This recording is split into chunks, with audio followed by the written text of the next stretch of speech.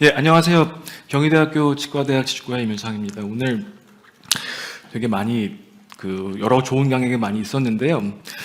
저는 오늘 연존 이식제를 어떻게 선택해야 되는가에서 좀 말씀을 드리려고 합니다. 뭐 자가 존직이 좋을 수도 있고 아니면 대체제가 좋을 수가 있는데 거기에 대해서 어떻게 한번 우리가 좀 스마트하게 선택을 해볼까에 대해서 좀 말씀을 드리려고 합니다. 얼마 전에 이런 환자가 오셨습니다. 보시게 되면은 11번 치아가 치주 질환으로 이제 발치를 해야 되는 그런 상황입니다. 이빨을 뽑고 봤더니 좀 디펙트가 굉장히 심한 그런 상태입니다. 물론 이 상태에서 이미디어트 임플란트를 할 수도 있었겠지만은 이미디어트 임플란트를 하면서 이제 보철까지 달 수 있지만은 저는 임플란트를 심고 썸머지를 하기를 원했습니다. 그래서 이런 디펙트에서 임플란트를 심고 뭐 콜라겐이 섞여진 고리식제, 그다음에 입자인 고리식제, 그다음에 흡성 차폐막을 또 본텍으로 고정을 해서 여차저차해서 이제 프라이머를 얻었고 한 4개월 지났을 때의 상황은 여러분이 밑에 하단에서 보시는 그런 임상 상황에 도달했습니다. 근데 자세히 임상 상황을 보게 되면은 오클루잘 면에서 봤을 때, 그다음에 라비알 면에서 봤을 때 보시면은 모두 약간의 연조직 디펙트가 관찰되는 게 보이실 거예요. 그러면은 이 상태에서 제가 한 연조직 디펙트, 경조 이식술이 과연 실패를 했느냐라고 약간 의문실 할 수 있겠지만은 보게 되면은 임플랩을 열어보게 되면 골은 충분히 잘 되어 있었거든요. 이 얘기는 뭐냐면은 하방의 경조 이식이 잘 돼도 상방의 연조직은 조금 다르게 행동하고 있다는 얘기예요. 그래서 결론적으로 하방의 고리식이 아무리 잘 됐다 할지라도 연조직을 어떻게 개선해주지 않으면은 나중에 최종 보철물을 입장에서 보게 되면 조금 결과들이 만족스럽지 못한 상황에 처할 수 있다는 그런 얘기입니다. 그래서 기존 문헌을 보게 되면 대부분 예전 연구들은 이 임플란트 주변의 경조직이 얼만큼 잘 만들어져 있는가에 대해서 집중을 많이 해왔습니다. 근데 제가 본 케이스에서 보듯이 상방의 연조직이 제대로 갖춰주지 않게 되면은 결과적으로 최종 결과물에 환자들이나 저희들이나 만족을 못할 수도 있을 것 같습니다. 이런 경우도 마찬가지입니다. 이제 심한 디펙트들이 있었는데 여러 가지 방법을 통해서 GBR을 해서 6개월, 5개월 지났을 때 플랩을 열어보고 봤을 때 상당히 많이 골 재생이 된 걸 볼 수가 있고, 우리가 이제 크리티컬 버칼본 티크니스라고 임플란트 주변에 한 2mm에서 1.5mm 뼈가 있어야지 임플란트의 장기적 성공률에 도움이 된다고 하는데 그 입장에 봤을 때도 뼈들이 다 잘 되는 걸 볼 수가 있습니다. 그런데 임상 상황을, 또 보철이 들어간 상황, 보철이 들어가기 전의 상황을 보면 사실 안쪽에 있는 상황이 그대로 이제 전달이 되는 것 같지는 않아요. 보시게 되면은 파필라가 부족하고, 그 다음에 다른 케이스 보게 되면 전정이랑 각허 조직이 부족해서 분명히 보철이 들어가는 상황에서 만족스럽지 못한 결과가 나온 게 충분히 예상되는 그런 상황입니다. 우리가 이제 임플란트의 성공률을 볼 때 우리는 이제 단순히 임플란트가 환자 입안에 남아있는 서바이벌을 얘기를 하진 않지 않습니까? 지금 우리는 이제 이쁜 임플란트가 돼야 되고, 그 다음에 장기적으로 염증이 안 생기는 임플란트를 원하는데, 이제 거기에 관련된 요소들이 물론 뼈도 중요하지만 상방의 연조직도 굉장히 중요하다는 걸 우리가 충분히 이해할 수 있을 것 같고, 앞서 많은 연자들이 말씀해 주셨지만 그런 의미에서 이제 임플란트 주변에 이제 티슈 피노타입에 대해서 우리가 얘기를 하고 있는 것 같아요. 티슈 피노타입은 하드 티슈 피노타입과 소프트 티슈를 나누게 되는데, 하드 티슈 피노타입 같은 경우는 임플란트 주변에 얼만큼 뼈가 두껍게 있느냐에 대한 얘기고요. 소프트 티슈 피노타입은 크게 세 가지 도메인은 아닙니다. 첫 번째는 각화 조직, 두 번째는 수평적인 잇몸의 두께, 세 번째는 수직적인 수프라클라스 소프트 티슈 하이트를 나눠서 이 세 가지 도메인들이 독립적으로 혹은 함께 작용하면서 임플란트 주의 건강과 심미에 영향을 주게 됩니다. 간단히 정리를 해보게 되면은 각화 조직 같은 경우에는 주로 임플란트 주변의 건강과 연관돼 있어요. 각화 조직 부족하면 퇴축이 잘 되고 양치가 하기 어렵고, 더불어서 음식물이 잘 끼게 되고, 더불어서 최근 나온 문헌을 보게 되면 각화 조직이 부족할 때 임플란트의 마지나 볼루스가 조금 더 많았다는 논문도 있는 것 같아요. 또한 심리적인 점에서는 우리가 이제 하얀색 치아가 잇몸에 출현을 할 때 잇몸이 뻘건해서 나온 걸 원치 않고 선홍색 잇몸에서 나온 걸 우리 환자들이 선호하는데, 또 그런 측면에 있어서는 또 심미에 어느 정도 관계를 하는 것 같습니다.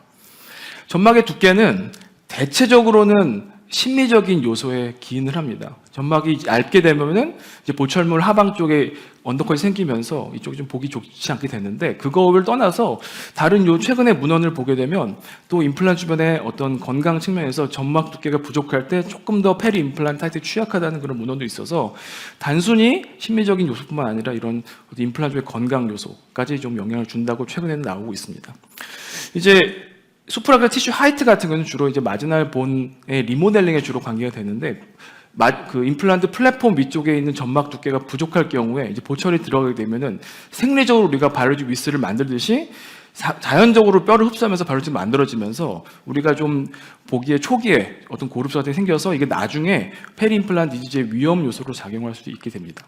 그래서 정리를 해보게 되면 페리 임플란트 소프트 피노타입 같은 경우는 세 가지 도면을 나뉘는데, 각화 조직, 점막 두께, 점막 높이로 나뉘고, 이런 것들이 독립적으로 혹은 복합적으로 작용을 해서 임플란트 주변의 건강이라는 요소, 그다음에 심리적인 요소, 그리고 본 리모델링 주변에 모두 관계를 해서 이런 것들이 다 임플란트를 건강하게 어떻게 이쁘게 쓰느냐에 연관을 주는 것 같습니다. 그래서 최근 나온 문헌을 보게 되면 뼈가 임플란트를 강하게 버텨주지만 그 위에 연조직이 가드처럼 있어줘야지 우리가 임플란트를 조금 더 오래 건강하게 쓸 수 있다고 얘기를 합니다. 그러면 이러한 연조직을 만들어주기 위해서 우리가 어떤 재료를 사용할까요? 가장 많이 사용한 거는 기본적으로 스탠다드 오브 케어 머티리얼, 골드스탠 머티리얼은 아마도 환자의 입천장이나 튜버를 채취한 자가조직이겠죠. 자가조직 확대해 보게 되면 다음과 같습니다. 에피셀리움이 있고 그 안에 라미나 프로프리아가 있고 밑에 서브뮤코자층이 있는 그런 형태로 이루어지는데, 조직학적으로 이렇게 구별됩니다. 우리가 서브 에피셀 커넥티브 티슈를 채취해서 그걸 사용한다고 하는데, 이 서브 에피셀 커넥티브 티슈 안에는 첫 번째 층이 라미나 프로프리아, 즉 에피셀룸 직하방에 있는 단단한 라미나 프로프리아가 있고, 그 밑에 지방과 선조직이 포함된 서브뮤코가 있는데, 이 라미나 프로프리아 중에서 그 서브뮤코자 그 층에 있는 서브 에피셀 층에 있는 조직 중에서 이 라미나 프로프리아만이 좀 각화 조직을 만들 수 있고, 그다음에 조그만 펌한 어떤 질감을 적용을 해서 이 라미나 프로가 있어야지 우리가 원하는 어떤 연조직 증대라든지 아니면 각화 조직을 만들 수 있는 그런 치료를 할 수가 있게 됩니다. 한번 케이스를 보도록 하겠습니다. 1년 전에 임플란트를 심으셨는데 1년이 지나서 저렇게 보시고 있는 어버트먼트 칼라가 노출되면서 비심리적인 걸 호소하시면서 저희 병원에 오셨습니다. 환자분들 말씀을 들어보니까 이미 이미디어트 임플란트 하셨는데 그 임플란트 심으면서 뭐 경조직 이식이나 뭐 연조직 이식 같은 딴 치료는 하지 않으셨다고 하십니다. 엑스레이를 보게 되면 보시는 것처럼 상당히 라비알 쪽으로 치우쳐서 심리기가 되면서 이제 불보듯 뻔하게 이제 심리적인 문제가 나오는 걸 이제 볼 수가 있습니다. 그래서 지금 제가 다시 이 환자를 본다면 연조직 이식을 통해서 좀 다르게 해보겠지만, 이때는 거기 좀 자신이 없어서 그냥 임플란트 제거하고 다시 식립하기로 했습니다. 그래서 임플란트 심으면서 저 소켓 엔트런스 부위가 많이 허물어진 걸 방지하기 위해서 제거를 하면서 조금 서브 에피셀 커넥티브를 띄워서 이식을 해줬고요.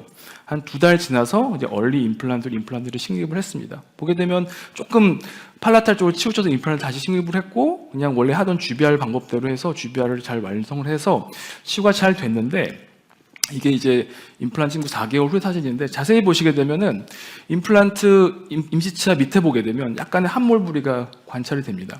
근데 플랩을 열어보고 봤을 때는 아까 제가 말씀드린 크리티컬 버칼본 티크니스 2mm를 이미 충분히 충족을 하고 있었어요. 그럼 이 디펙트는 경조직에서 오는 게 아니라 연조직에서 오는 디펙트이기 때문에 우리가 이때 다시 뼈 이식을 해서 뭘 만들어주기보다는 이때는 연조직 이식을 해서 그 결손부를 극복을 해야 되겠죠. 그래서 어버트먼트를 장착을 하면서 조금만 다시 결합조직 이식을 채취를 해서 다음처럼 넣어줬고, 보철과에서 티슈 리모델링을 거치게 되면 다음처럼 심미적인 임플란트가 된 것을 볼 수가 있습니다. 다른 케이스 한번 보도록 하겠습니다. 35세 남자 환자가 왔는데 이 전치부에 식립한 임플란트들에서 계속 염증이 생기고 닦을 때 아프고 그런다고 오셨습니다. 그리고 환자분 말씀으로는 계속 잇몸이 올라가는 것 같다고 얘기를 하세요. 임플란트는 15년 전에 식립한 임플란트고요. 오클에서 보게 되면 다음처럼 점막 두께가 많이 좀 부족해 보이는 상태입니다. 임플란트는 이제 브레멘 타입의 굉장히 마크 3, 마크 4 타입의 예전 임플란트였고요. 근데 이 환자를 볼 때 물론 그 22번 치아와 21번 부위에는 임플란트가 조금 같이 문제가 있었기 때문에 이거를 완전히 원래 상태로 아이디어랑 되돌리고자 임플란트를 뽑고 뭐 다시 심을 수도 있지만은 그러기에는 너무 디펙트가 커질 게 분명히 예상되지 않습니까? 그래서 저는 이 환자한테 당신의 연조직 피노타입을 증가시켜서 조금 염증도 예방해보고 그 다음에 추가적으로 심리적인 문제가 생기를 막아보자라고 얘기를 했습니다. 그래서 조금 수술이 이렇게 썩 좋아 보이지는 않지만 여하튼 12번부터 22번까지 터널을 만들어서 연조직 이식제가 들어갈 그런 공간을 확보를 했고요. 국외 측에서 라미나 프로프텍이 많이 포함된 결합 20번을 채취해서 12번부터 20번까지 잘 넣어줬고 다음처럼 이제 봉합을 해주고 치유 기간을 기다리고 있는 그런 상태입니다. 2년째 상황이에요.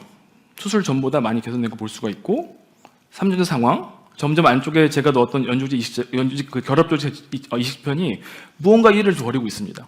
교합면의 모습이고 이게 6년째 사진입니다. 수술 전보다 훨씬 개선이 된 걸 볼 수가 있고 교합면 사진에서 보게 되면 물론 약간 초점이 안 맞긴 하지만은 연조직 두께가 상당히 개선되면서 환자가 비교적 그래도 만족할 수 있는 치료가 된 것 같습니다.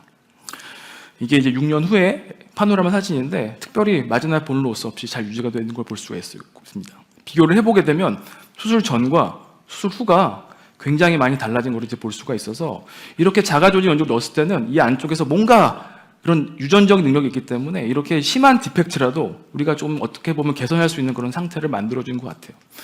또 엑스레이를 좀 확대해서 보게 됐을 때 매우 매우 작은 개인이긴 하지만은 특히 임플란트의 매지알면에 약간의 이제 본 개인도 있는 걸 이제 관찰할 수가 있었습니다. 이런 경우는 어떨까요?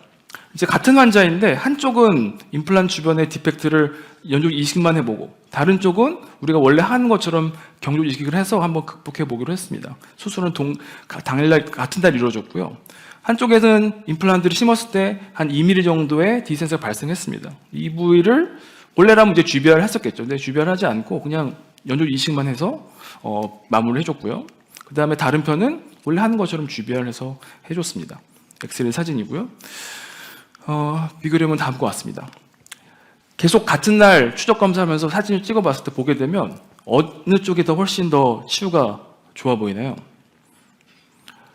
물론 제가 GBR 한 게 좀 잘못될 수도 있겠지만은 제가 제 눈을 봤을 때는 이 연조직 이식한 부위가 훨씬 치유가 훨씬 좋아 보였습니다. 그리고 눈썰미가 좋으신 분은 알겠지만은 각화적인 양이 좀 증가한 것도 볼 수가 있습니다. 계속 팔로우를 해봤습니다. 보게 되면 이 연조직 이식만 해도 저렇게 작은 양의 디센티펙트가 있을 때는 우리가 통법의 GBR이 아니라 연조직 이식을만 해도 상당히 많은 좋은 결과를 볼 수가 있습니다. 비교해보면 다음과 같아요. 초반에 저 뮤코지마 정션이 위치가 되어 있었지만은 안쪽에 각화 조직을 만들 수 있는 유전 형질을 가진 이식편이 들어감으로써 조금 다른 어떤 효과를 가져오는 것을 우리가 분명히 관찰할 수가 있습니다. 그래서 정리를 해보게 되면 다음과 같아요. 이 자가 조직에서 오는 이 바이올로지는 굉장히 역할을 잘합니다. 그리고 심한 디펙트가 있다 할지라도 우리가 이런 연조직 이식제를 스마트하게 사용함으로써 우리가 심한 디펙트도 극복할 수가 있는 것 같아요. 그런데 이게 이야기의 끝이 아니죠. 우리 환자들은 조금 다른 것 같습니다. 굉장히 걱정하는 환자들도 있고 그 다음에 나이가 많아서 그리고 그다음에 전신적으로 문제가 있어서 입천장을 함부로 건드리기 어려운 환자들이 있어요. 또 특히 젊은 여자들 같은 경우에는 또 약간 멘탈적으로 좀 흔들리는 그런 분들 같은 경우에는 입천장을 수술하자 그러면 치과 자체에서 공포를 막 갖기 시작하는 분도 계십니다.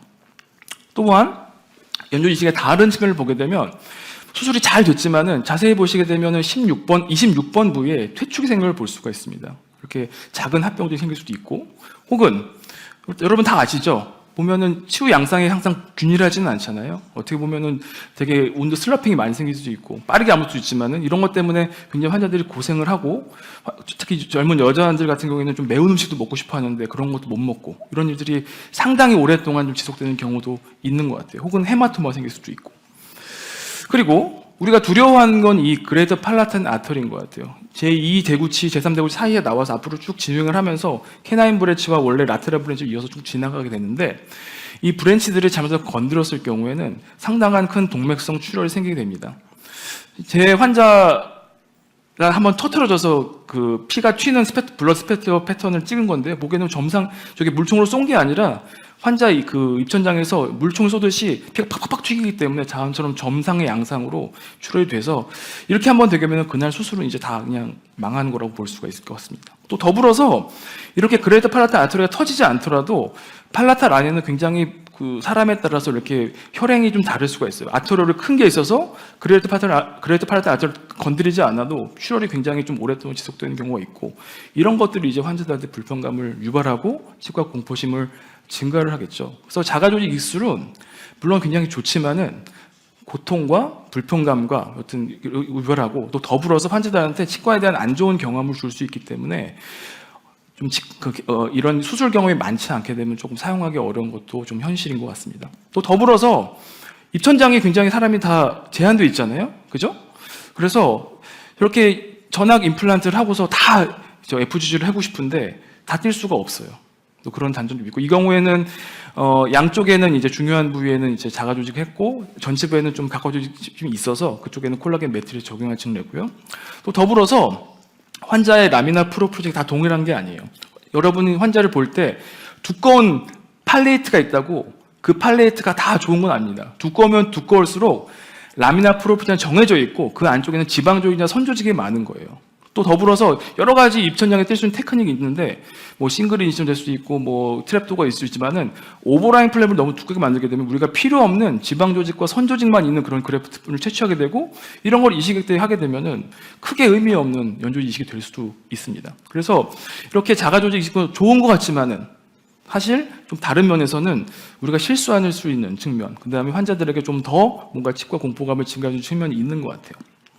그래서 저희 대한치주과학회 영문학 퀴즈에 나온 이 저널을 여러분이 한번 꼭 보셨으면 좋겠습니다. 여기서는 이제 골 이식의 두께를 갖고서 이것들이 얼만큼 의미가 있는지를 환자 측면과 의사 측면에서 나눠서 얘기를 했는데, 아까 저희 팀에서 이제 주비아를 한 다음에 CT를 봤을 때 임플란트의 라비알 쪽에 2mm 이상의 뼈가 있으면 와, 내가 크리티컬 본드까지 확보를 했구나, 이 임플란트는 영원히 가겠지라고 생각을 하고 환자한테 설명을 하지만은 어느 환자가 임플란트의 보컬 쪽에 2mm 있는 뼈가 뭔지를 이해를 하겠습니까? 그죠?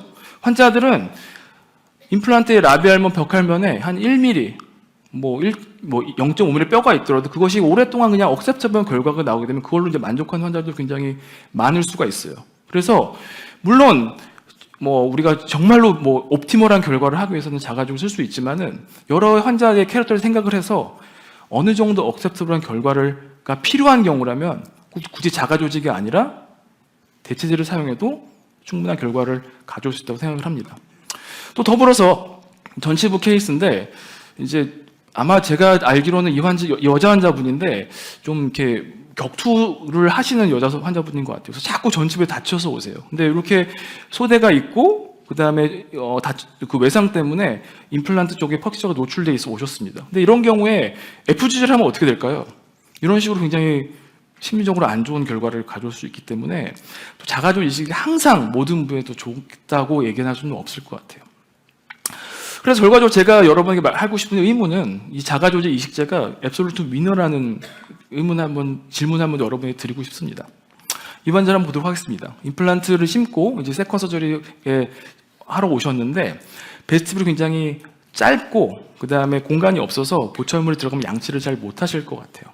그래서 뭐 여러 가지 방법이 있겠지만은 보시는 것처럼 일단은 부분점 판막을 잘 만들었습니다. 부분점 판막을 만들면서 프레눔 위치가 있잖아요. 그거는 프레눔은 인시언을 2개를 거서 떼어줄 수도 있어요. 그래서 이런 식으로 부분점 판막을 만들고 그 다음에 아래쪽에 고정을 하는데, 고정하기 전에 페리오살 페네스트레이션을 해서 우리가 자가 조직을 사용하지 않더라도 충분히 베스트럴 뎁스를 좀 가질 수 있도록 수술을 했습니다. 보게 되면은 그냥 블레이드를 뼈에 대고 쭉 자르시면 되세요. 뭐 점섬 자를 수도 있고 아니면 리니어하게 자를 수 있지만 여하튼 이런 식으로 잘라서 페리오살 페네스트를 해주고, 그 다음에 페리오살 페네스트를 한 거에 에이피칼 쪽에 여러 가지 수초, 뭐 티메트리스 아니면 뭐 호리존탈 메스 여러 가지 방법이 있지만은 그런 것으로 봉합을 오버램프를 고정을 해주게 됩니다. 그 다음에 콜라겐 매트리스를 이용을 해서 보시는 것처럼 자가 조직을 쓰지 않고 이제 봉합을 해주게 되게 되면은 이제 그 자체로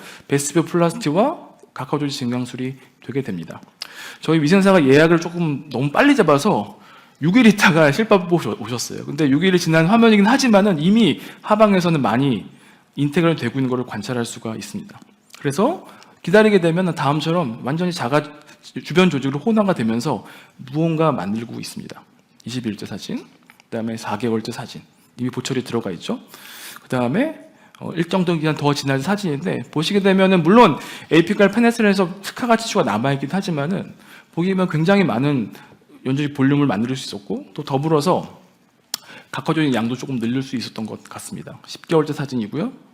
오크루 사진인데 제가 얻었던 볼륨을 많이 그대로 가져가는 것 같습니다. 그래서 이렇게 대체제를 사용을 해도 등례를 잘 선택을 한다면 어느 정도 효과를 우리가 가져올 수 있어서 어떻게 보면 되게 현명 선택이 중요한 것 같습니다. 다른 환자를 보겠습니다. 74세 여자 환자인데 이 환자분은 아드님이 되게 효자세요. 그래서 되게 건강이 안 좋으신데 항상 휠체어를 끌고 모시고 오시는 그런 분인데 이쪽 30번대 구치부가 완전히 이제 뽑히고 그러면서 임플란트 원래는 저는 덴처를 하기 원했는데 효도를 하신다고 이제 임플란트를 하러 오셨습니다. 근데 CT를 보게 되면 본 하이트가 5에서 5.5밖에 안 나와요. 그래서 숏 임플란트를 억지로 좀 심어야 되는 상황입니다.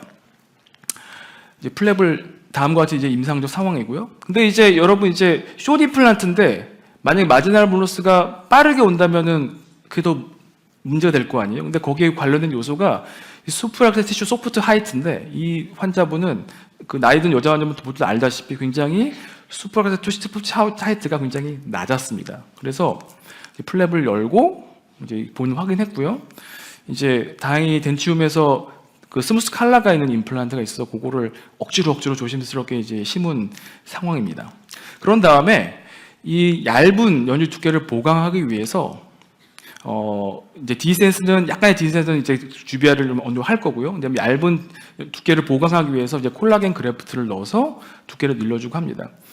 아까 이동 교수님이 잠깐 얘기하셨지만은 잇몸을 약간 위쪽을 얇게 만들게 되면은 조금 위험한 그 하추신경 그 멘탈 포어면과 가까운 부위더라도 조금 비교적 안전하게 리징을 글 수가 있고요. 그렇게 리징을 근 다음에 이게 오스테온 제노 콜라겐으로 링골 쪽에 있는 그쪽은 그래프트 해줬고요. 그 다음에 상방에 얇은 연유 두께를 보강하기 위해서 힐링 어버트먼트에다가 스머스 칼라가 있는 부분에다가 이제 콜라겐 그래프트를 껴서 다음처럼 수술을 이제 마무리했습니다. 이제 수술이 된 모습이고요. 제가 너무 그 마음을 졸여서 좀 더 넣었으면 좋겠지만은 그러지 못하고 이렇게 수술이 되었습니다. 치유는 뭐 특별히 문제 없이 진행됐고요. 4개월 정도 지난 상황인데 이제 이 상황에서 이제 제가 할 일은 이제 각화 조직을 만드는 일이에요. 근데 구치부에서 굉장히 베스필이 얇고 그다음에 머슬 풀이 셀 때는 바이올로지가 조금 더 중요하기 때문에 이때는 연조기 대체제를 사용하면은 별로 효과가 좋지가 않습니다. 그래서 이제 두께는 제가 대체제를 만들었지만은 각화 조직은 자가 조직을 사용을 해서 만들기로 했습니다. 이제 버칼 쪽 모습이고요. 그래서 플랩 거상에 다시 한번 좀 조심스럽게 스플리트 클린을 거상해야 됩니다. 약간의 크레스탈 쪽에 스플리트 클린스 인시션을 그은 다음에 손으로 쫙 누르게 되면 뭔가 찢어지는 느낌이 나면서 잇몸이 조금 내려가는 것을 느낄 수가 있거든요. 그러게 되면은 약간 멘탈 포함으로부터 나오는 위험을 조금 막을 수가 있습니다. 그런 상태에서 칼 등으로 잇몸을 좀 늘려가는 거예요. 늘려가면서 부분 집합을 만들었고요. 그 다음에 하방에 멘탈 포함의 위치를 조심해가면서 고정을 해준 다음에 자가 조직을 채취해서 다음처럼 이식을 해줬습니다. 이게 치유 결과고 아주 운이 좋게도 환자분은 특별히 이제 어떤 너브에 어떤 문제가 그러지 생기지 않아서 다음처럼 완료가 돼서 이제 보철이 들어간 사진이고요. 보철과에서 아직 돌아오지 않으셨기 때문에 제가 임상사진 찍지 못했지만은 이 상태에서 치료가 이제 끝나서 이제 어느 정도는 쓸 수 있는 그런 상황에 도달했습니다. 다음 환자인데 이제 79세 여자 환자분이세요. 마찬가지로 좀 전신적으로 문제가 많아서 계속 휠체어 타고 오시고 지팡이 짚고 오시는 그런 환자분입니다. 이제 40번대 임플란트를 심어야 되는데 이 환자분도 마찬가지로 잇몸이 좀 얇았어요. 더 문제는 뭐였냐면은 깊게 심을 수가 없는 환자였어요. 보시게 되면은 크레스테본이 얇게 있고 그다음에 안쪽에 캔슬 포션이 굉장히 많잖아요. 그래서 간혹 가다가 저런 환자분들은 임플란트가 하악동으로 빠지면서 굉장히 좀 임상에서 그냥 제 개인적으로는 컨트롤할 수가 없는 상황이 될 수가 있기 때문에 이 환자는 약간의 크레스탈본을 이용하면서 임플란트를 심고 그다음에 얇은 연조기 두께는 보강을 해서 좀 마지막 볼러스를 막고자 했습니다. 그래서 이게 임상 상황이고 보시는 것처럼 전정도 별로 없는 그런 상태였습니다. 다음처럼 플랩을 거상했을 때 봤을 때 굉장히 얇은 연조 두께가 보여서 임플란트는 거의 이퀴크레셀로 임플란트를 심었고요. 버칼 쪽에 얇은 뼈는 콜라겐이 들어간 고리시제를 통해서 약간 보강을 해줬고, 그다음에 얇은 임플란트 상방의 연조 두께는 콜라겐 그래프트를 사용을 해서 다음처럼 이제 보강을 해줬고 1차 봉합시켰습니다. 그다음에 치유 양상이고, 보시게 되면 특별한 문제 없이 치유가 되는 걸 볼 수가 있어요. 이 콜라겐 그래프트를 잇몸 속에 넣게 되면 약간 뿝니다. 그래서 좀 스웰링이 있는 것 같이 보이지만 뭐 특별히 치유 양상에 문제는 있지 않았습니다. 수술 후에 엑스레이 사진이고요. 그다음에 14일째 발사지 사진, 특별한 염증이 없는 거 확인됐습니다. 그다음에 5개월째 이제 드디어 세컨 서저를 하고 오셨는데, 플랩을 열어보게 됐을 때 원래는 잇몸, 그다음에 밑에 이식제가 들어 생긴 부분, 다음처럼 좀 두께가 확보가 돼서 제가 원하는 효과를 어느 정도 얻을 수가 있었습니다. 그런데 이 환자가 마찬가지로 이쪽 머슬풀이 굉장히 셌기 때문에 이 부위는 제가 대치제를 통해서 각화 조직과 전정을 만들기 좀 부담스럽다고 생각이 돼서 환자분에게 좀 죄송스럽지만 이 각화 조직 증강술은 자가 조직을 사용을 해서 이식을 했습니다. 부분침합을 만들고 하방에 고정해 준 다음에 이제 다음처럼 치료를 했습니다. 보게 되면 약간 디스탈 면이 아쉽긴 하지만은 여하튼 원하는 정도의 베스볼 뎁스와 각화 조직이 만들어서 보철이 들어간 상황이고요. 그 다음에 엑스레이를 찍어보게 되면은 이제 엑스에서 자세히 보시게 되면 제가 어느 정도 점막 두께 늘렸는지 볼 수가 있어요. 저 정도 점막 두께 들어갔기 때문에 이제 우리가 원치 않는 마지널 볼로스에 대해서 어느 정도는 자유로울 수 있을 것 같고, 이게 보철이 들어간 데 모습입니다. 그래서 이 연조 이식에서 정리를 하게 되면 요새 이런 ITI에서 이런 다음과 같은 어떤 컨센서스 페이퍼가 나왔습니다. 임플란트를 다 조사를 해보게 됐을 때 임플란트 주변에 뭔가 연조 이식을 하게 되면은 그 연조 이식 자체가 임플란트의 롱텀 서바이벌이라든지 아니면 임플란트 주변에 어떤 염증에서 자유로운 그런 문제들에서 많이 우리가 임플란트를 개선할 수 있다고 많이 얘기를 하고 있어서 이제 최근에 어떤 최신 개념의 임플란트를 얘기를 하게 되면은 연조 이식을 빼놓고서는 우리가 임플란트의 성공률, 임플란트의 어떤 아이디어라는 그걸 말할 수는 없을 것 같아요.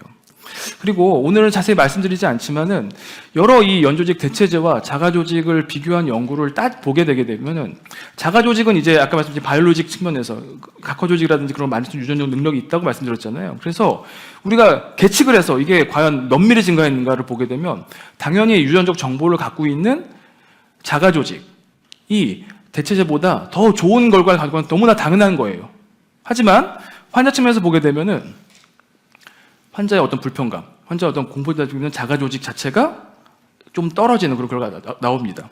그런데 이런 결과를 감안하고서 만약에 환자들한테 혹은 의사들한테 최종 결과를 어떻게 평가하냐를 우리가 설문조사를 하거나 아니면은 핑크 SS 스코어, 환자의 만족도를 조사하게 되면은 이 논문들은 어떻게 얘기하고 있냐면은 최종 결과를 평가했을 때 비록 어떤 환자가 평가한 측면이라든지 아니면은 정량적으로 계측했을 때 그게 어떠냐 를 떠나서 보게 되면은 전반적인 환자의 만족도는 두 개 다 거의 비슷한 수준이 나왔기 때문에 어떤 재료를 반드시 자가조를 사용해야 된다, 반드시 대체제를 사용해야 된다 그런 문제가 아니라 적절한 상황에 적절한 재료를 선택하는 게 굉장히 중요할 것 같습니다.